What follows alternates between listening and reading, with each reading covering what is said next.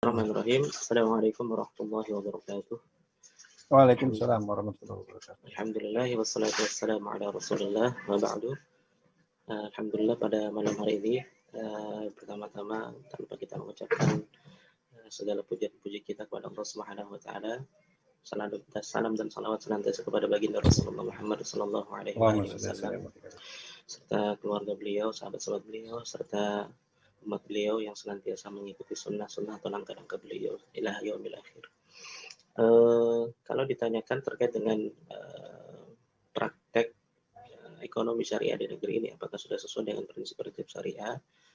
Secara tegas pasti kita akan mengatakan belum. Kalau saya pribadi memahaminya belum sesuai dengan prinsip syariah. Belum sesuai. Belum. Meskipun tidak bisa kita pungkiri upaya dari mungkin umat Islam secara keseluruhan, mayoritas di negeri ini mencoba menyadarkan dirinya dengan bersemangat untuk melakukan transaksi atau muamalah-muamalah yang syar'i itu meningkat dibandingkan mungkin 10 atau 20 tahun yang lalu. Jadi adanya peningkatan kesadaran atau semangat di dalam bertransaksi syariah tidak menunjukkan secara langsung praktek ekonomi secara sistem misalnya itu otomatis sejalan pasti benar. Tidak seperti itu dua hal yang berbeda. Kalau mungkin saya mau mengibaratkan seperti kalau seorang muslim sholat di negeri yang bukan muslim, ya selama syaratnya rukun sholatnya mereka bisa laksanakan, ya sah-sah saja, tidak salah. Insya Allah ibadahnya sholatnya itu benar. Tapi kalau kemudian itu yang menjadi ukurannya, kemudian kita mengatakan bahwasanya di negeri tersebut diterapkan syariat Islam secara utuh. Tunggu dulu, ini hal yang berbeda. Nah, ini hal yang berbeda. Sama dengan yang terjadi di Indonesia terkait dengan ketika kita membahas tentang ekonomi syariah atau sistem ekonomi berbasis syariah. Jadi transaksi atau muamalah itu meningkat kesadaran itu, tetapi itu tidak menggambarkan bahwa sistem ekonominya sudah sesuai dengan prinsip-prinsip syariah. Karena masih banyak hal yang perlu dan bahkan mungkin kita bedah lebih lanjut terkait dengan prinsip muamalah syariah yang ada di Indonesia. Mungkin kalau dikaitkan dengan konteks yang merupakan kebijakan negara, mungkin dikaitkan dengan perbankannya yang tadi sudah disebutkan, porsinya sangat sedikit sekali. Itu pun kalau kita mau mentelaah lebih dalam terkait dengan praktek-praktek di perbankan syariah, ya banyak hal yang perlu kita kritisi atau mengkaji lebih lanjut terkait apakah itu betul-betul syar'i atau hanya istilah syar'i saja yang digunakan kemudian nampak seperti syariat atau syar'i.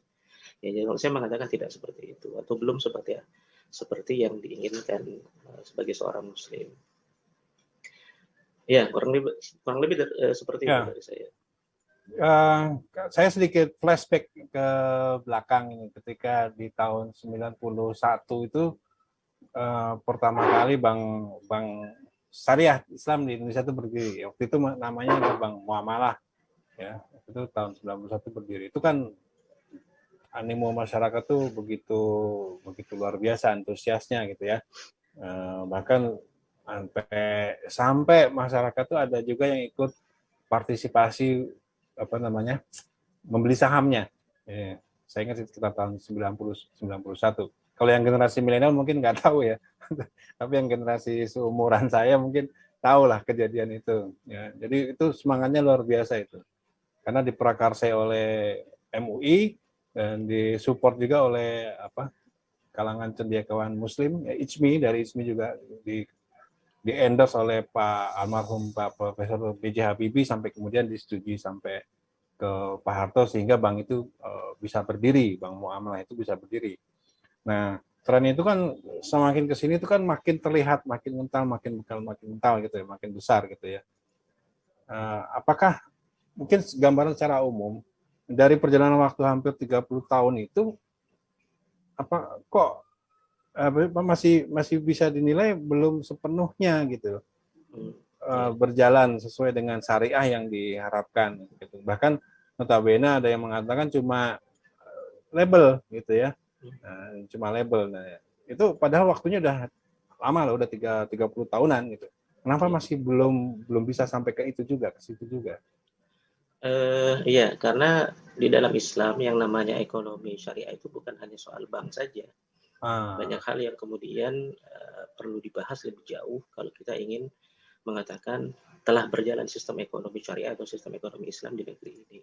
Jadi perbankan itu hanya secuil sangat kecil dibandingkan prinsip atau dasar ekonomi di dalam Islam.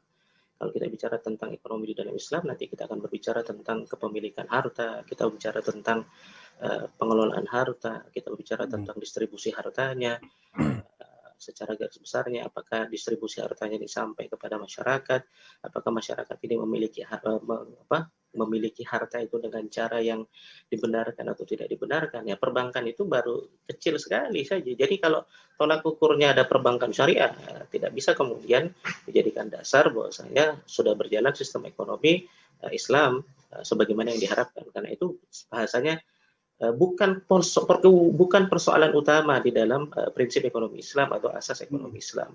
Itu hanya bagian, mungkin cabang saja ya. Bahkan mungkin kalau kita menengok sejarah-sejarah ketika masa Rasul atau masa Khulafaur Rasyidun setelah beliau, bank sendiri belum ada. Bahkan yang ada hanya Baitul Mal yang memiliki fungsi tidak sekedar penyimpanan harta, tetapi memiliki fungsi yang jauh lebih luas daripada bank yang tanda kutip utamanya adalah menyimpan harta, tapi dalam konteks yang berbeda. Jadi tidak bisa kemudian jadi tolak ukur perkara itu. Jadi meskipun sudah nanti 50 tahun, 60 tahun, 70 tahun, kalau hanya masih persoalan perbankan syariah saja, tidak akan mencapai yang namanya sistem ekonomi syariah yang sesuai dengan diharapkan atau sesuai dengan apa yang diharapkan oleh Islam, sesuai dengan ketentuan Islam. Nah, itu yang perlu kita ketahui terlebih dahulu. Jadi tidak otomatis adanya bank syariah, kemudian ekonominya menjadi syariah. Contohnya begini saja ya, dengan adanya pilihan syariah non syariah, berarti ekonomi di Indonesia belum syariah. Teorinya sederhananya begitu. Kalau tidak ada pilihan itu, ya tentu kita akan mengatakan hanya ada satu pilihan, yaitu ekonomi syariah, tidak ada lagi pilihan non syariah. Kan sederhananya begitu kita menilainya. Dengan adanya pilihan non syariah, berarti menunjukkan secara real ya belum diterapkan sistem ekonomi syariah di negeri ini, kecuali transaksi-transaksi tertentu di dalam Islam yang berhubungan dengan ekonomi, baik yang diprakarsai atau dikelola oleh negara ataupun swasta atau individu. Seperti itu. Nah, tadi sempat disinggung-singgung bagaimana contohnya di masa Rasul gitu. Mungkin bisa digambarkan sedikit, Ustaz.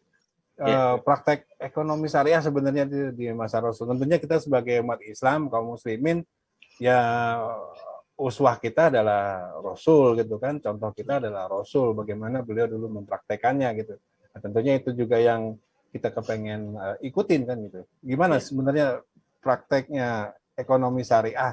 Padahal tadi Ustaz Ali bilang di zaman Rasul nggak ada bank. Nggak ada bank juga gitu. Iya, baik.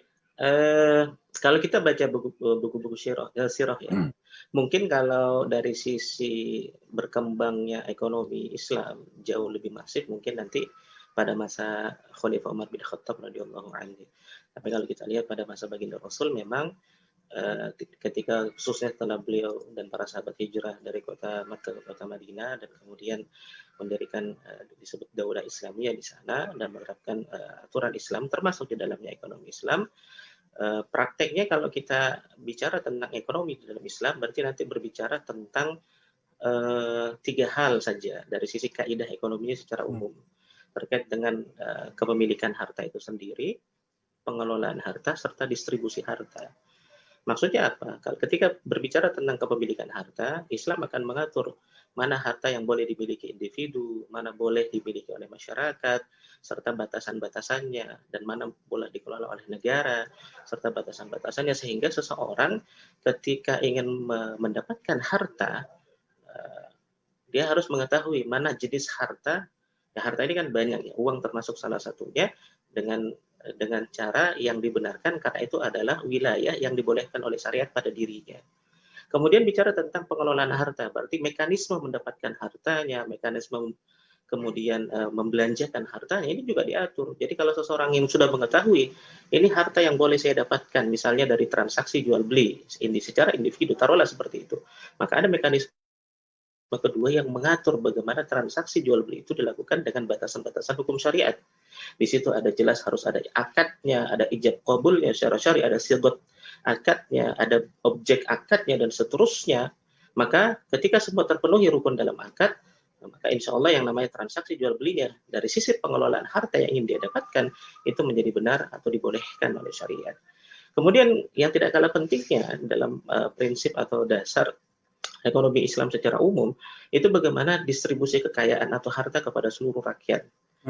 Masyarakat ini adalah perkara yang penting. Penting nih, Sehingga distribusi penting nih. sehingga persoalan yang namanya kesenjangan ekonomi yang itu bisa menjadi berdampak kepada persoalan lain yang muncul di kemudian hari, kriminalitas misalnya atau macam-macam lah, pelacuran dan lain sebagainya, yang itu merupakan hal-hal yang diharamkan di dalam Islam, itu bisa tercover, tertutupi. Kenapa? Karena distribusi dijamin oleh negara dengan mekanisme-mekanisme yang dibenarkan. Sederhananya begini, ketika negara ingin memastikan bahwasanya warga dalam pandangan Islam, tentunya dalam hal ini menggunakan prinsip ekonomi Islam, kalau ingin dipastikan bahwasanya seluruh warga negaranya mendapatkan taruhlah dalam hal ini makan, ada yang tidak makan atau ada yang tidak makan atau ada yang makan, tidak melihat dari sisi akumulatif.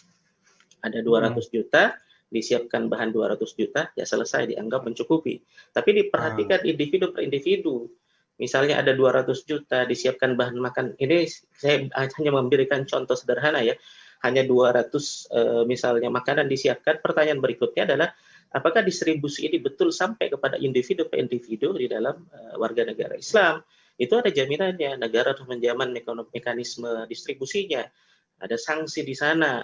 Ketika terjadi pelanggaran seperti penimbunan atau ihtikar misalnya, ada kecurangan dan lain-lain sebagainya, negara akan melakukan bahasanya itu terus senantiasa memantau perkembangan warga negaranya ketika perkara-perkara itu harus sampai ke tangan mereka.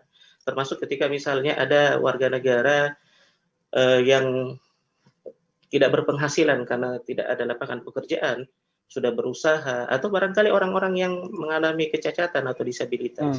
Apa yang kemudian dilakukan? Negara akan memfasilitasi, memberikan peluang-peluang seperti itu. Jadi bukan semata-mata usaha dari individu, tapi sebagai negara yang melindungi rakyatnya, sebagai negara yang kemudian juga mengayomi rakyatnya, menjaga mereka negara dalam pandangan Islam memperhatikan perkara-perkara tadi, sehingga mencarikan peluang-peluang pekerjaan khususnya orang-orang yang memiliki kecacatan, misalnya andai kata ada peluang masih mungkin dia bekerja, maka diberikan solusi dan lain sebagainya. Jadi kalau bicara tentang ekonomi dalam pandangan Islam itu kompleks. Pertama, itu perannya harus dipegang oleh negara, karena negara yang memiliki wewenang yang paling luas untuk mengatur, menjaga, melindungi, termasuk di dalamnya adalah distribusi kekayaan kepada seluruh negara, warga negaranya, sampai ke pelosok-pelosok sekalipun itu dilakukan.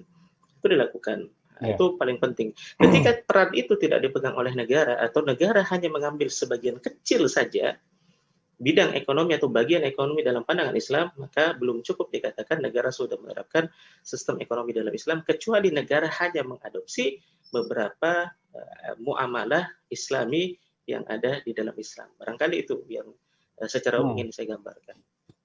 Ya, tadi ada satu hal yang menarik tuh tentang distribusi gitu ya. Penyaluran harta, penyebaran harta, karena di kondisi sekarang ini, di sistem yang sekarang ini, aspek itu terlihat sekali tuh, kejomplangannya ya, ketimpangannya itu terlihat sekali. Jangankan di Indonesia, di negara yang katanya sudah maju ekonominya juga, itu ternyata ada kejomplangan ekonomi akibat mungkin karena distribusinya tidak baik atau tidak merata. Dulu tahu beberapa tahun ada gerakan We are 99%, kami 90%, Occupy New York kalau nggak salah. Wall Street. Occupy Wall Street. Jadi, menduduki Wall Street. Mereka bilang mereka cuma yang berjaya di bursa-bursa ini cuma 1%, atau orang-orang ini cuma 1%. Sedangkan kami rakyat Amerika ini 99% nggak menerima apa-apa gitu kan, nggak menerima sesuatu yang selayaknya gitu ya. Nah ini menjadi menarik nih ketika itu didudukan terus dikomparasikan gitu, bagaimana ini kita kalau Islam itu kita bicara sekarang ini bicara konsep kan, karena belum ada negara yang mempraktekkan. Nah bagaimana konsep itu tuh, bisa nggak mungkin Ustaz Ali bisa kasih gambaran sedikit nih perbandingannya gitu mengenai distribusi antara di sistem sekuler kapitalis dengan di sistem Islam, kenapa kapitalis tuh sampai hari ini punya masalah terus di masalah distribusi itu. Baik, pertama tentu distribusi itu poin yang berikutnya ya, yang harus pertama Ah, dibenarkan adalah kepemilikan terhadap harta. Ada oh, batasan-batasan. Jadi kalau di dalam pandangan Islam, kita kenal ada kepemilikan yang boleh dimiliki oleh individu, yang mana individu ini boleh mendapatkan harta dengan cara yang dilakukan, yang penting caranya dibenarkan oleh syariat. Yang kedua ada kepemilikan umum, dalam artian ada harta-harta yang ada di dunia ini, di alam ini maksudnya, yang disediakan oleh Allah, yang itu merupakan harta dari Allah Subhanahu wa taala, atau harta yang diberikan oleh Allah, yang siapa saja boleh menikmati sumber daya alam tadi. Dan ada harta-harta yang hanya boleh dikuasai oleh negara. Batasan ini harus tegas terlebih dahulu. Sehingga tidak ada yang namanya nanti monopoli kekayaan dunia dikarenakan tidak ada batasan ini. Sebagai contoh misalnya kalau dalam kapitalisme barangkali, dalam pandangan kapitalisme seorang individu personal atau korporat dia boleh memiliki harta mana saja. Bisa memiliki yang namanya laut, bisa memiliki yang ah, namanya hutan, mengambil betul. bahkan lebih ekstrim lagi yang terjadi di Indonesia Ya. seperti tambang yang puluhan tahun masih terus dikelola, itu dimiliki oleh individu atau korporat misalnya, itu dalam konteks sistem kapitalisme itu dianggap hal yang tidak ada masalah karena tidak ada batasan soal itu, sehingga boleh dikelola, diambil, dimiliki, terserah nanti setelah mereka, dengan syarat tadi paling tidak bayar kesepakatannya, entah itu pajaknya dan sekian. Tapi dalam pandangan Islam, harta-harta seperti itu tidak boleh dimonopoli, dikuasai oleh individu. Tidak boleh kemudian individu mengkapling wilayah tadi, ini wilayah saya, hanya karena mendapatkan izin dari negara. Dalam pandangan Islam itu tidak. Karena itu masih masuk dalam kategori kepemilikan umum yang kalau dibutuhkan oleh masyarakat secara umum, jumlahnya tidak terbatas, tidak boleh dimiliki individu. Negara membatasi, melarang individu menguasainya, yang harus dilakukan adalah negara yang mengelolanya, setelah dikelolanya, hasilnya kemudian, karena ini milik masyarakat umum, hasilnya dikembalikan kepada masyarakat, baik berupa subsidi, baik berupa pelayanan gratis, dan lain-lain sebagainya. Dari mana kemudian kita mengetahui Islam membedakan perkara tadi? Ada sebuah riwayat yang diriwayatkan kalau tidak salah oleh Imam At-Tirmidzi ya. Bagaimana seorang sahabat yang namanya Abiyad bin Hammal ketika itu meminta kepada baginda Rasul sebuah wilayah yang di dalamnya ada gunung. Ya, wilayah yang ada gunung di dalamnya, meminta agar dia kelola secara individu. Kemudian awalnya Rasul mengatakan mengizinkan, memberikan wilayah tadi. Sampai kemudian ada sahabat yang lain mengatakan, ya Rasulullah, apakah baginda Rasul, apakah engkau tidak mengetahui bahwasanya yang di dalam gunung tadi, maaf, ada tambang garam. Ya, mungkin kalau belum pernah tahu, ada garam gunung ya, yang Ya, paling banyak itu ada. dari India, di Ah, Pakistan, Himalaya barangkali salah ya, satunya. yang warnanya pink itu. Yang warna Ya. pink, betul. Ya, yang biasa cuman garam laut, sekarang coba Ah, cari yang warna garam pink. gunung. Garam gunung, betul. Itu ditambang, betul-betul ditambang. Dia harus masuk ke dalam gunung tadi, ditambang dari dalam, kemudian dikelola keluar. Nah, ternyata ketika itu Rasul diberitahu kalau saja di dalamnya itu ada tambang gunung, ibarat al-ma'ul ib, seperti air yang mengalir. Itu analogi yang menunjukkan tambang gunung itu dibutuhkan oleh seluruh rakyat. Bukan kalau dia monopoli dikuasai oleh individu, maka itu akan mematikan bahasanya rakyat dengan dari sisi penghasilan diantaranya dari pertambangan yang dilakukan oleh masyarakat pada saat itu. Akhirnya setelah mengetahui fakta itu, apa yang dilakukan Rasul? Menarik kembali wilayah tadi yang di sana ada tambang garamnya. Tambang garamnya diambil karena itu adalah dikatakan ibarat air yang mengalir yang dibutuhkan oleh masyarakat. Ini adalah perilaku baginda Rasul yang menunjukkan dari sisi fikih, kalau bukan sesuatu yang lain maka tidak mungkin. Kalau bukan itu, artinya kalau itu boleh dimiliki oleh individu karena sifatnya umum, banyak di situ dibutuhkan oleh masyarakat, maka Rasul akan membiarkan. Tapi Rasul menarik. Padahal tidak mungkin, Rasul itu bahasanya seorang muslim tidak mungkin menjilat liarnya yang sudah dia tumpahkan, dia tarik kembali, kecuali itu adalah perkara yang sangat penting, dan itu ditunjukkan oleh Rasul dari perilaku ini. Nah, makanya di dalam Islam, dari hadis inilah salah satunya menunjukkan ada perbedaan batasan kepemilikan terhadap harta-harta tertentu. Sehingga ketika yang sifatnya publik, salah satunya yang disebutkan dalam hadis tadi tambang garam, yang di situ, atau misalnya lautan, misalnya juga hutan-hutan yang sangat tropis segala macam, itu tidak boleh kemudian dimiliki oleh individu.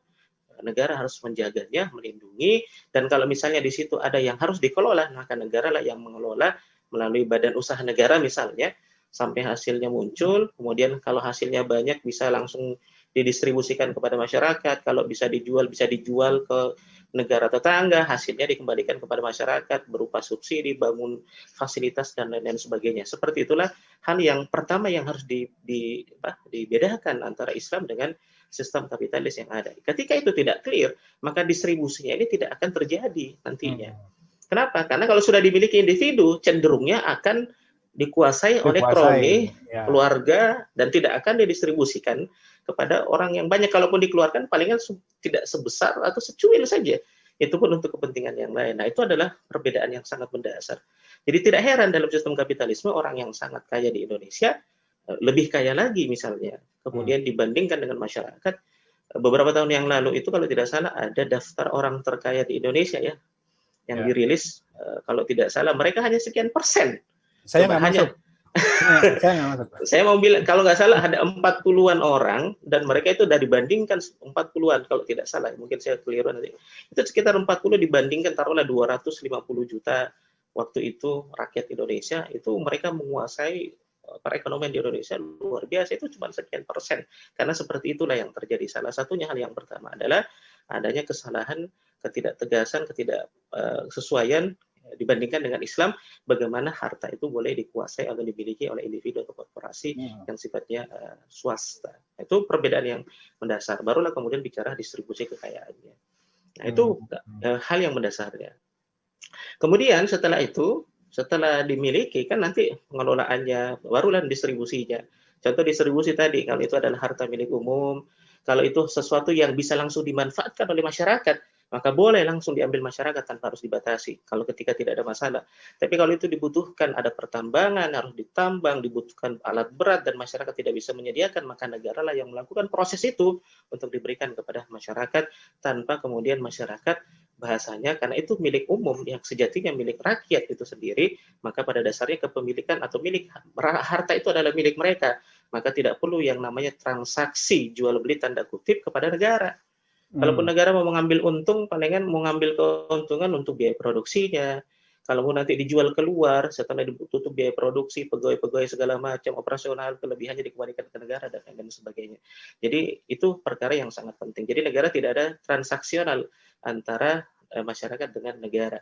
Tapi konteksnya adalah pelayanan dilakukan oleh negara kepada masyarakat dengan memberikan fasilitas-fasilitas seperti itu.